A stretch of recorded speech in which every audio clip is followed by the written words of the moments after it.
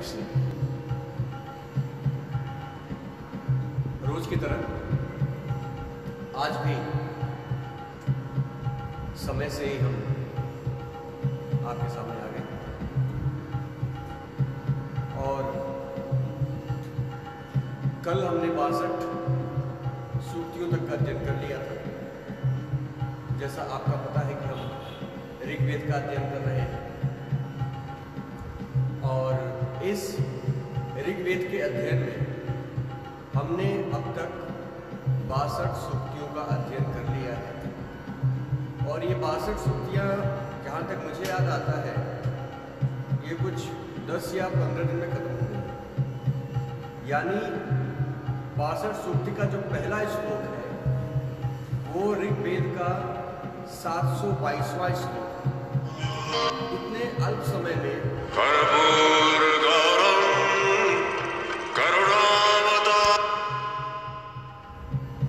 सूक्तियों का अध्ययन कर लिया है। आइए अब अगली सूक्ति की तरफ चलते हैं जो है सूक्ति 63 और इसमें जो भी वर्णन किया गया है उसकी रचना करने वाले जो ऋषि हैं महर्षि हैं।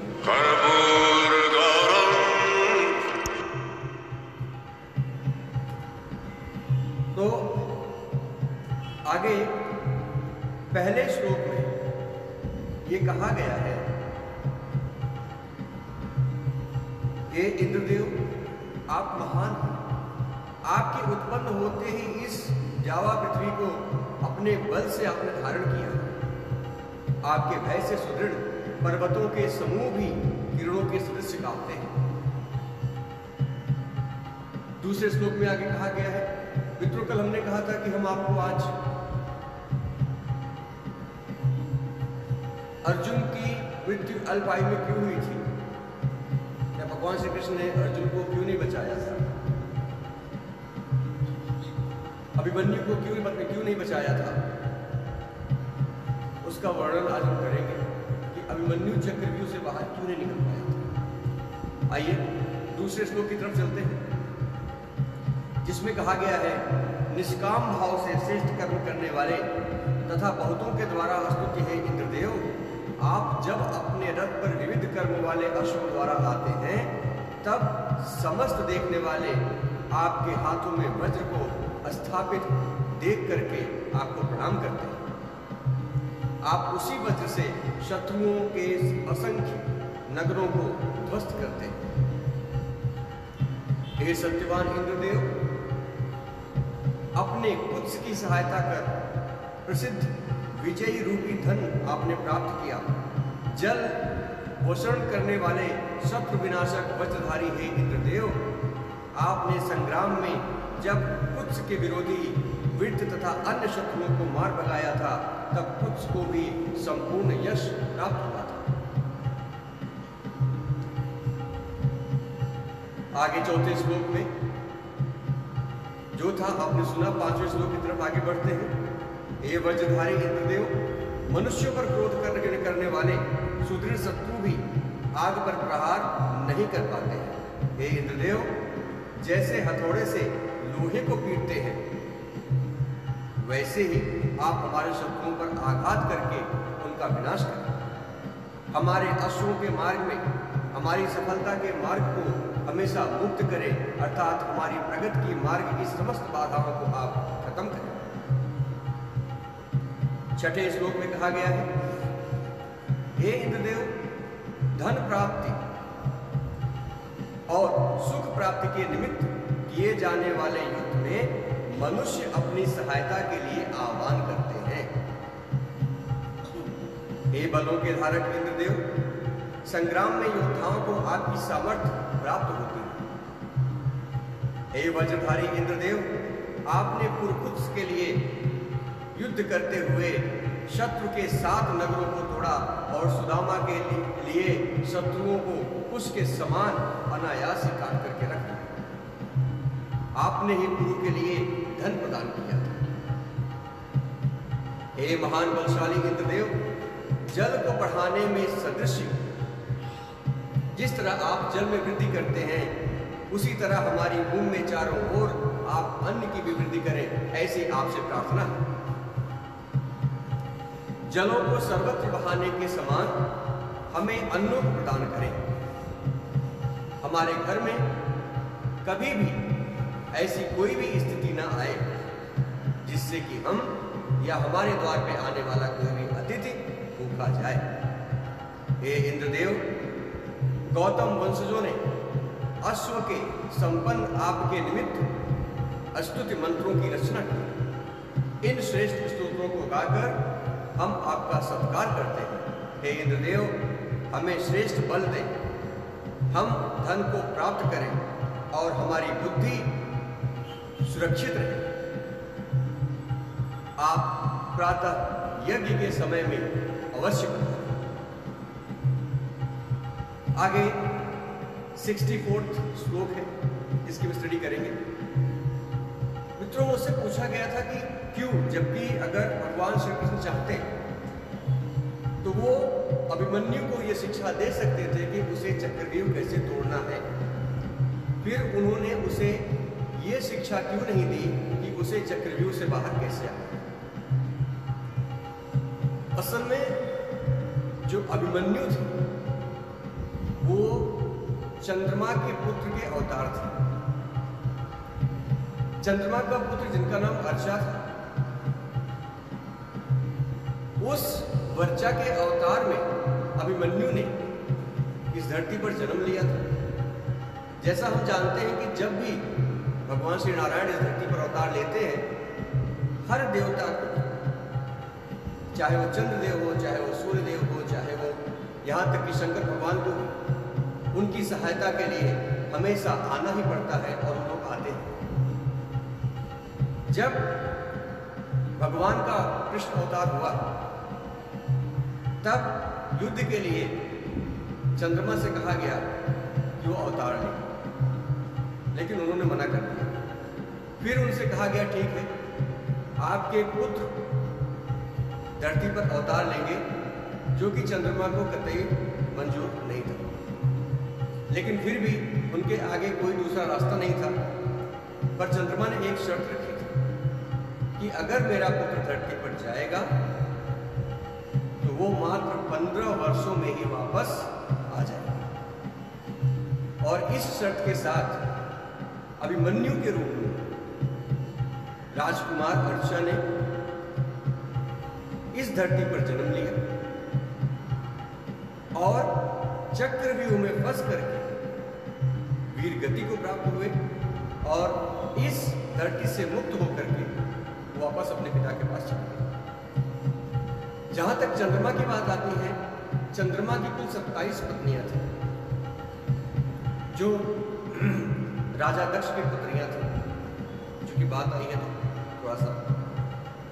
और उन समस्त पुत्रियों में जो महाराज दक्ष थे, वो रोहिणी को अत्यंत प्रेम करते थे। उनकी बाकी पुत्रियां, जो 26 दूसरी पुत्रियां थी, उन्होंने कई बार उनसे इस बात का आग्रह किया कि आप ऐसा पक्षपात क्यों करते हैं। लेकिन चंद्रमा को इस बात का कोई भी फर्क उनके ऊपर नहीं पड़ा। फिर उन्होंने अपने पिता महाराज दक्ष से इस बात की शिकायत की। दक्ष ने चंद्रमा को बुलाया, उनको समझाया, लेकिन उनके समझाने पर भी चंद्रमा के ऊपर कोई असर नहीं पड़ा। फिर से उन 26 कन्याओं ने अपने पिता दक्ष से शिकायत की। महाराज दक्ष क्रोध में आ गए। उन्होंने चंद्रदेव को बुलाया और उन्होंने उनको श्राप दिया कि तुम क्षय रोग से पीड़ित रहोगे। और तत्काल चंद्रदेव को क्षय रोग हो गया और उनकी स्थिति, उनकी अवस्था अत्यंत जीर्ण होती चली गई। दक्ष ने उनसे कहा कि मेरा श्राप व्यर्थ तो नहीं जाएगा, लेकिन अगर तुम भगवान शंकर की आराधना करोगे तो शायद तुम्हें इससे मुक्ति मिल जाएगी। उन्होंने भगवान शंकर की पूजा की और उस पूजा के फलस्वरूप कुछ लोगों का मानना है कि 4 साल तक भगवान तपस्या की थी, कुछ लोगों का मानना है कि उससे ज़्यादा समय किया था। भगवान शंकर आए, उन्होंने चंद्रदेव को अभय का वरदान दिया और उन्हें अपने मस्तक पर धारण किया। इसीलिए 15 दिन रोहिणी नक्षत्र होता है और पूर्णिमा के दिन, रोहिणी नक्षत्र में पूर्णिमा के दिन चंद्रदेव अपने संपूर्ण स्वरूप में वापस प्रकट हुए। तो आइए अगले 64वें सूक्त की तरफ आगे बढ़ते हैं, जिसको महर्षि गौतम ने लिखा हुआ है। और उन्होंने आगे कहा है कि बल पाने के लिए, बल वृद्धि के लिए, उत्तम यज्ञ संपादन के निमित्त और मेघा प्राप्ति के लिए निमित्त मरुड़ देवों के जितने भी मरुदगढ़ हैं उन सबकी श्रेष्ठ काव्यों में स्तुतियां करें। यज्ञों में हम होता यानी हम याज्ञिक हाथ जोड़कर हृदय से उनकी अभ्यर्थना करते हैं और जल सिंचन के सदृश उत्तम वाणियों से मंत्रों का गायन करके उन्हें प्रसन्न करने की कोशिश करते हैं। वे महान सामर्थ्यवान प्राणियों की रक्षा करने वाले, जीवन में पवित्रता का संचार करने वाले, सूर्य सदृश तेजस्वी, सोम पीने वाले, विकराल शरीरधारी मरुदगढ़ रुद्रदेव के मरण धर्मागरों के समान मानो दिव्य लोक से ही प्रकट हुए। युवा शत्रुओं के लिए रुद्र रूप अजर, कृपणहंता, अवध गति से चलने वाले मरुदगढ़ पर्वत के सदस्य अभेद्य है। पृथ्वी और द्युलोक के सभी प्राणियों को अपने बल से विचलित करने वाले हैं। द्युलोक का मतलब दोनों लोक, स्वर्गलोक और पृथ्वी लोक। शरीर की शोभा बढ़ाने के उद्देश्य से विविध अलंकारों से सुसज्जित ये मरुदगढ़ विशेष रूप से और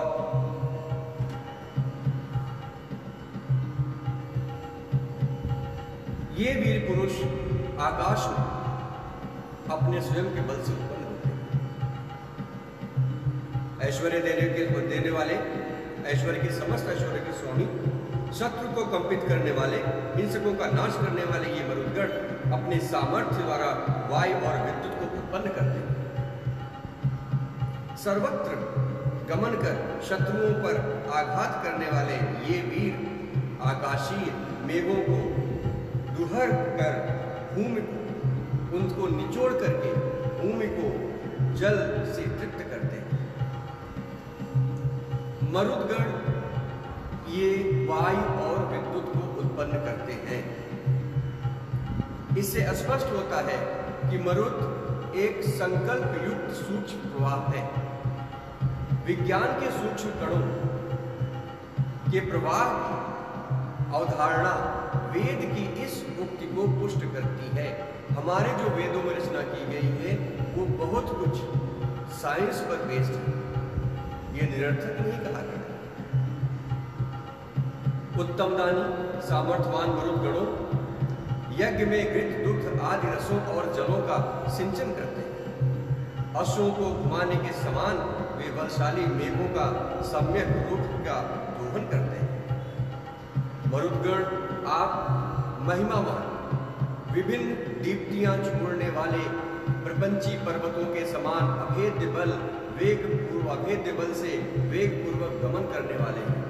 आप हाथियों और मृगों के समान वनों को खा जाने वाले हैं, क्योंकि आपने बल से लाल वर्ण वाली घोड़ियों यानी अग्नि की ज्वालाओं को रथ में यानी यज्ञ में नियोजित करके आपने उन्हें प्रकट किया।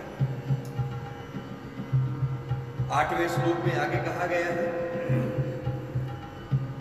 हे वीर मरुदगढ़, सिंहों के समान गर्जनशील, प्रकृष्ट ज्ञानी, उत्तम बलवान पुरुषों के समान संपूर्ण ऐश्वर्यों से संपन्न हे वीर शत्रु को क्षत विक्षत करने वाले, पीड़ित जनों की रक्षा कर उन्हें संतुष्ट करने वाले, द्रव्यदार घोड़ियों और हाथियों पर हथियारों के साथ सुसज्जित होकर चलने वाले, अक्षय बल और उग्र रूप आप धारण करने वाले हैं। सबकी रक्षा करने वाले आप। ये श्लोक 9 में कहा गया है, सबकी रक्षा करने वाले आप हैं। आप वीर पराक्रमी अक्षय उत्साह से संपन्न हैं।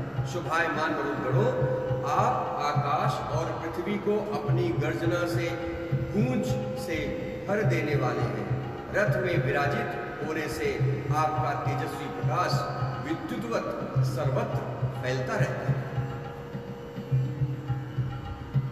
अनेक धनों से युक्त, संपूर्ण धनों के स्वामी, समान स्थान से उद्भूत, विविध बलों से युक्त, विशिष्ट सामर्थ्य वाले, अस्त्र प्रहारक, अनंत सामर्थ्यवान तथा पुष्ट सामर्थ्यवान और अन्यों को हमें देने वाले, हे वीर मरुदगण, आपने बाहुओं में विनष्ट बल को धारण किया है। आपका बल अत्यंत ही विशिष्ट है।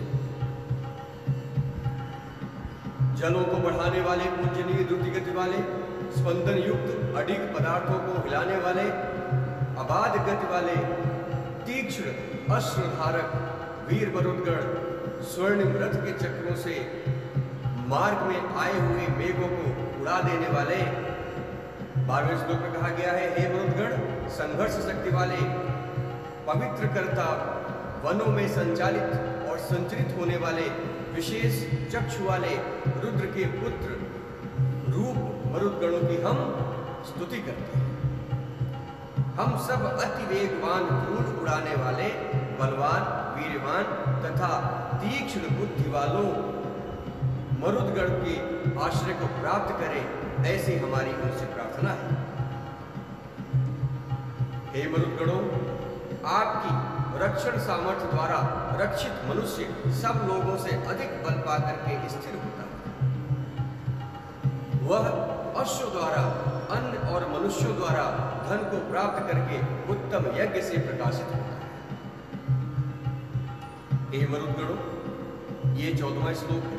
हे मरुदगणों, हम कार्यों में समर्थ, युद्धों में अजय, दीप्तिमान, बलों से युक्त तथा वैभवशाली हों। हम श्रेष्ठ धन वैभव से संपन्न, सर्वहितकारी होकर 100 वर्षों तक जीवित रहें तथा पुत्र और पौत्रों के साथ सुख प्राप्त करें, ऐसा आपसे वरदान चाहिए। हे मरुदगणों, आप हमें शत्रु को जीतने वाली विरोचित अस्थायी सामर्थ्य प्रदान करें। हम में असंख्यों धनों को स्थापित करें। प्रातःकाल यज्ञ में आकर के आप हमारे इस आह्वान को स्वीकार करें। आगे 65वें सूक्त में लिखा गया है, इसमें जिस ऋषि की रचना का अध्ययन करेंगे हम लोग, स्टडी करेंगे हम लोग, उनका नाम है पराशर शाक्य। और उन्होंने आगे अग्निदेव की आराधना करते हुए कहा है, हे अग्निदेव, पशु चुराने वाले के पद चिन्हों के साथ जाने वाले मनुष्यों के समान सभी बुद्धिमान देवगण आपके अनुगामी हों। सभी याजकगण आपके चारों ओर बैठकर कुंड रूप गुहा में स्तुतियों के साथ आपको प्रकट करते हैं। आप उनकी आहुतियों को देवताओं तक पहुंचाने वाले तथा देवों को उनसे नियोजित करने वालों के रूप में आप सम्मानित किए जाते हैं। तीसरा और चौथा श्लोक में कहा गया है, देवगणों ने अग्निदेव को भूमि के चारों ओर खोजा। अग्निदेव जल प्रवाहों के गर्भ से उत्पन्न हुए। उत्तम स्तोत्रों से उनकी साम्यक प्रकार से वृद्धि हुई। देवों ने अग्निदेव के कर्मों का, उनकी प्रेरणाओं का अनुगमन किया और भूमि को स्वर्ग के समान सुखकारी बनाया। यह तथ्य सर्वमान्य है कि मनुष्य जल से अग्नि यानी ऊर्जा को प्रकट करके उसका उपयोग करना उसने सीखा है। आज जो भी बिजली हमको मिलती है उसकी उत्पत्ति जल से ही होती है। तभी से अनेक सुख सुविधाओं का विकास क्रांतिकारी ढंग से हुआ है। आगे 5वें श्लोक में कहा गया है, ये अग्निदेव इष्ट फल प्राप्त करने के समान रमणीय, भूमि के समान विस्तीर्ण, पर्वत के समान पोषक तत्व प्रदाता, जल के समान कल्याणकारी, अश्व के समान अग्रणी वाहक तथा समुद्र के समान विशाल है। इन्हें भला कौन रोक सकता है? हे अग्निदेव, बहनों के लिए भाई के समान जलों के भ्राता रूप है। शत्रुओं का विनाश करने वाले राजा के समान ये वनों को नष्ट भी कर देते हैं। जब ये वायु से प्रेरित होकर वनों की ओर अभिमुख होते हैं तो भूमि के बलों के सदृश वृक्ष वनस्पतियों का नाश हो जाता है। ये अग्निदेव जल में बैठकर हंस के समान प्राण को धारण करते हैं। ये उषा काल में उठकर अपने कर्मों से प्रजाओं को चैतन्य करते हैं। ये सोम की भांति वृद्ध करने वाले शिशु के समान चंचल तथा यज्ञ से उत्पन्न होकर दूर तक प्रकाश फैलाने वाले हैं। जल में प्राणों का पोषण करने की क्षमता है, यानी जल ही जीवन है। जल के माध्यम से दिए गए शाप वरदान में जल ही साधक के प्राणों को आरोपित करता है। आपने देखा होगा, जब भी किसी को श्राप दिया जाता है या श्राप मुक्त किया जाता है तो उसको जल की आचमन लेकर के उससे ही किया जाता है। शरीर के प्रवाहों, रक्त रसों आदि के माध्यम से ही मनुष्य का प्राण सक्रिय होता है। ये क्षमता जल प्रवाहों में स्थित सूक्ष्म अग्नि के कण ही करते हैं। आगे ये सूक्त 66 आज हमने 63, 64, 65 और 63 करने जा रहे हैं। 67 सूक्त जो होगी इसकी स्टडी हम कल करेंगे। आज समय का इशारा हो गया। इस सूक्त को भी पराशर ऋषि ने लिखा है। अग्निदेव का आह्वान करते हुए, अग्निदेव की पूजा करते हुए, उनको बुलाते हुए यज्ञ में क्या कहा है? हे अग्निदेव, स्मरणीय धन के समान विलक्षण, ज्ञानी के समान सम्यक दृष्टा, जीवन के समान प्राण दाता, पुत्र के समान हितकारी, अश्व के समान द्रुतगामी तथा गाय के समान उपकारी, ये वन के काष्ठों को जला करके विशेष रूप से प्रकाश युक्त होते हैं। गृह के समान रमणीय, अन्न के समान परिपक्व, प्रजाजनों पर प्रभुत्व स्थापित करने वाले ऋषि के समान स्तुति तथा प्रजाओं पर प्रशंसित अग्निदेव लोगों के कल्याण के लिए जीवन धारण करते हैं। उत्साहपूर्ण यज्ञकर्ता के समान प्रजा के हित में ही ये अपना जीवन समर्पित करते हैं। असहनीय तेजों से युक्त अग्निदेव का तेज सहन करने लायक नहीं होता है। असहनीय तेजों से युक्त कर्मशील के समान नित्य शुभ कर्मा, अद्भुत दीप्त युक्त शुभ्र प्रकाश से प्रकाशमान, प्रजाओं के में रथ के समान शोभायमान, ये अग्निदेव स्त्रियों द्वारा घर में सुख देने के समान सबके सुखदाता है। यज्ञों में स्वर्णिम तेजों से संयुक्त होने वाले हे अग्निदेव, आपको हम प्रणाम करते हैं। अग्निदेव आक्रामक सेना के समान बलधारक, विद्युत अस्त्र के प्रहार के समान प्रचंड वेग और तेजों के धारक, जो उत्पन्न हुए हैं या जो उत्पन्न होंगे उनके नियंता स्वयं अग्निदेव ही है। अग्निदेव कन्याओं का कौमार्य समाप्त करने वाले और विवाहिता के पति हैं। कन्या अग्निदेव की परिक्रमा करने के बाद ही विवाहिता स्त्री बनती है। इसलिए अग्निदेव को कौमार्यहर्ता भी कहा गया है। स्त्रियां पति के साथ नित्य ही अपने घर में, गृह में अग्नि की पूजा करती हैं। इस दृष्टि से उन्हें विवाहिता का पति भी कहा गया है। जैसे गौवें सूर्यास्त होने पर पुनः अपने घर को प्राप्त होती हैं, उसी प्रकार हम संतानों और पशुओं से युक्त होकर अग्निदेव को प्राप्त होते हैं। जल के प्रवाहित होने के सदृश अग्नि ज्वालाओं को प्रवाहित करते हैं। उनकी दर्शनीय किरणें आकाश में ऊंची उठती हैं। इसके साथ ही हमने ये सूक्ति खत्म की। आगे 4 श्लोक और हैं, 67 है। जैसे राजा सर्वगुण संपन्न वीर पुरुष का वर्णन करते हैं, वैसे ही अग्निदेव अच्छे यजमान का वर्णन करते हैं।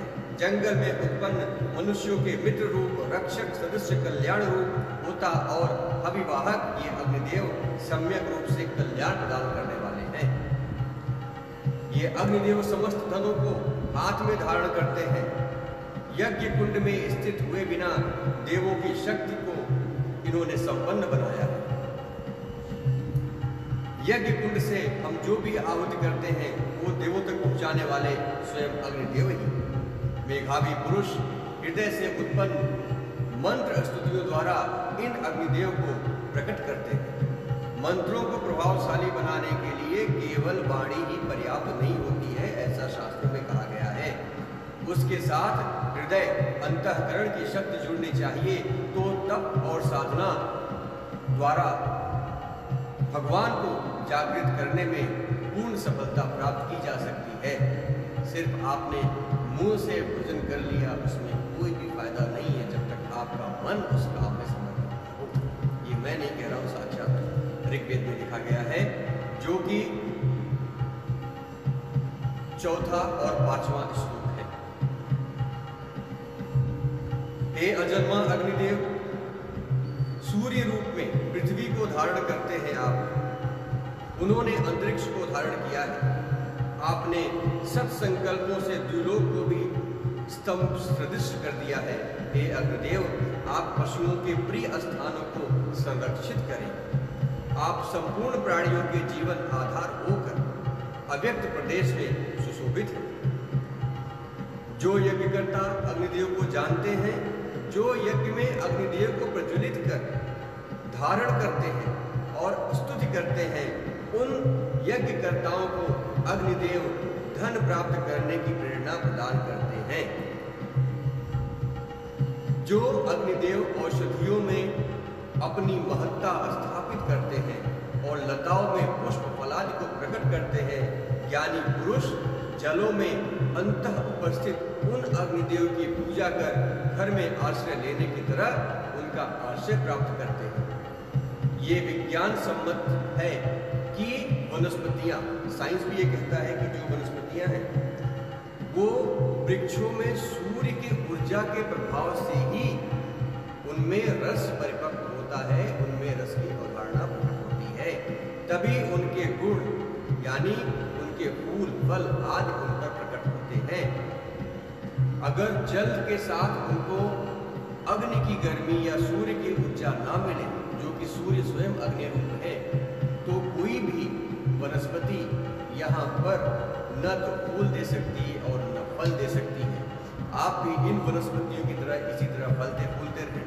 आपका मंगल हो, आपके परिवार में सब लोग हमेशा सुखी रहें। इसी कामना के साथ कल आपसे हम वापस मुलाकात करेंगे इसी समय, और कल हम वर्णन करेंगे सूक्त 68 का।